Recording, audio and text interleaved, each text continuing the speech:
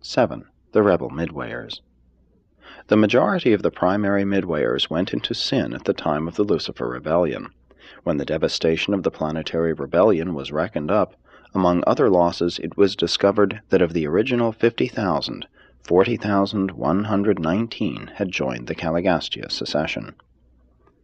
The original number of secondary Midwayers was 1,984, and of these 873 failed to align themselves with the rule of Michael and were duly interned in connection with the planetary adjudication of Urantia on the day of Pentecost. No one can forecast the future of these fallen creatures. Both groups of rebel Midwayers are now held in custody awaiting the final adjudication of the affairs of the System Rebellion. But they did many strange things on Earth prior to the inauguration of the present planetary dispensation. These disloyal Midwayers were able to reveal themselves to mortal eyes under certain circumstances, and especially was this true of the associates of Beelzebub, the leader of the apostate secondary Midwayers. But these unique creatures must not be confused with certain of the rebel cherubim and seraphim, who also were on earth up to the time of Christ's death and resurrection. Some of the older writers designated these rebellious midway creatures as evil spirits and demons, and the apostate seraphim as evil angels.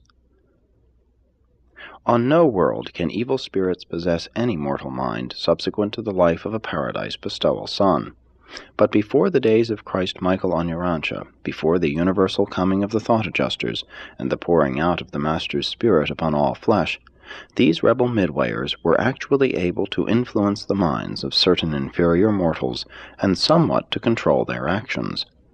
This was accomplished in much the same way as the loyal Midway creatures function when they serve as efficient contact guardians of the human minds of the Urantia Reserve Corps of Destiny, at those times when the adjuster is, in effect, detached from the personality during a season of contact with superhuman intelligences. It is no mere figure of speech when the record states, "And they brought to him all sorts of sick peoples, those who were possessed by devils, and those who were lunatics." Jesus knew and recognized the difference between insanity and demoniacal possession, although these states were greatly confused in the minds of those who lived in his day and generation. Even prior to Pentecost, no rebel spirit could dominate a normal human mind, and since that day, even the weak minds of inferior mortals are free from such possibilities. The supposed casting out of devils since the arrival of the Spirit of Truth has been a matter of confounding a belief in demoniacal possession with hysteria, insanity, and feeble-mindedness.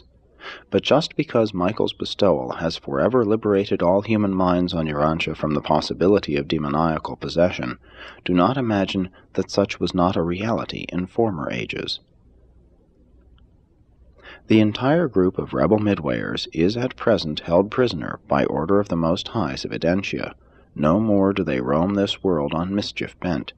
Regardless of the presence of the thought adjusters, the pouring out of the Spirit of Truth upon all flesh forever made it impossible for disloyal spirits of any sort or description ever again to invade even the most feeble of human minds. Since the day of Pentecost, there never again can be such a thing as demoniacal possession.